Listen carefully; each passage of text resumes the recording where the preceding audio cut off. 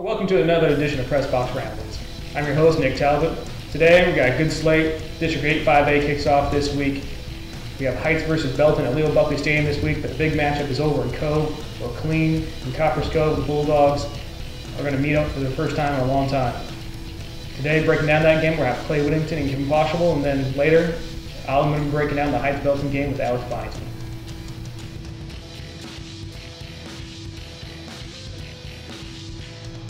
Hi, I'm Kevin Posival. I'm joined here with by Clay Whittington, our Copperas Cove Bulldog sports writer.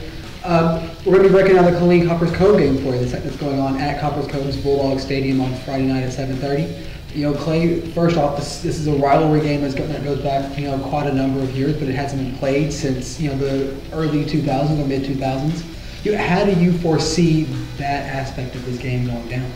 Well, it's had a 4-year layoff since they played last, but back then Cove really dominated the rivalry, winning 10 straight. But I think that's going to change a little bit now. I think the teams are a lot more evenly matched. I think it should be for a good, strong game, but I think there's going to be a lot of excitement, kind of getting this thing going again, and both fan bases, they have so much history together. I think it's going to be a fun evening out there in Cove. Yeah, Killeen obviously played last week. Them and Belton were the only two teams out of 8-5A that did play last week. How do you foresee, Cove was off, Temple's off, a lot of those regular teams are used to having that first 3 game schedule and off and then going into the district.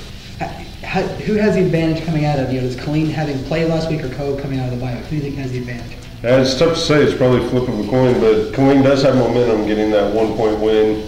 That really built. I think it can possibly carry over into this, another big game. But, on the other side of the coin there, Cove does have the extra week to prepare, extra week to kind of work out some of the wrinkles.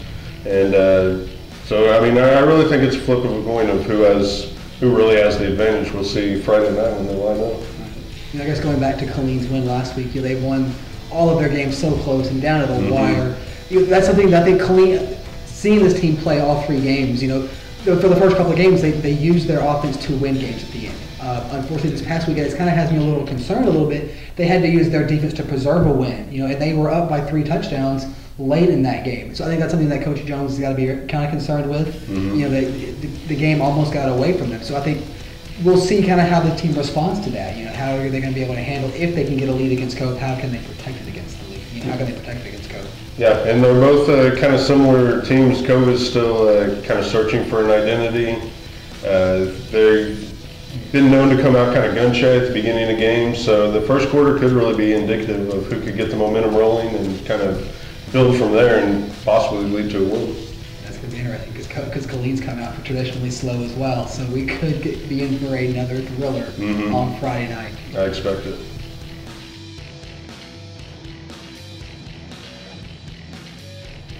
All right, now I'm joined by Alex, and we're going to break down the Harker Heights Belton game taking place at Leo Buckley on Friday. Alex, this is a matchup that clearly, by the numbers, probably favors Belton a little bit. What is Heights kind of going into this match expecting, and whether they need to get down to really start getting rolling in the district game? They're just expecting to kind of make big improvements. They've been really come up short on a lot of things offensively, turning the ball over continuously. They have 9 interceptions in 3 games, and that's not going to get done at all. So they're looking to avoid the mistakes, avoid the stupid penalties that kind of cost them. They were 2 or 3 in the last game, but they did well offensively. It was a 10-0 loss to Cedar Park, but obviously they didn't get in the end zone. So if you can't get in the end zone, you can't score. You're not going to win any games. So they need to kind of get over that hump to kind of get through to the end zone. All right, that's been a problem against Belton, which is kind of middle of the road on defensive numbers for yards and rushes, but one thing they do really well is they've been causing turnovers, and that's been Heights' big problem. How does Heights kind of address that going in? I think they've just got to make better decisions. It kind of starts and ends up front with the quarterback, and as most things do. Like you said, you can't throw 9 interceptions. Junior quarterback Damian May, who was the JV guy last year, has 7 by himself. So, and that's not going to cut it. He knows it. Coaches know it. They got to correct that. They need to make better decisions on offense. when to throw it in the coverage, when to throw it away, when to hand it off and run.